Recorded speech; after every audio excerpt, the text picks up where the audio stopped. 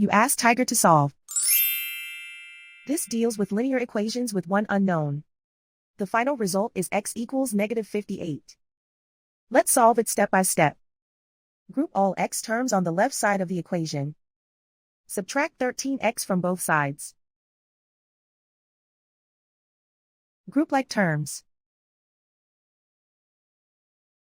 Simplify the arithmetic. Group like terms. Simplify the arithmetic. Group all constants on the right side of the equation. Subtract 16 from both sides. Simplify the arithmetic.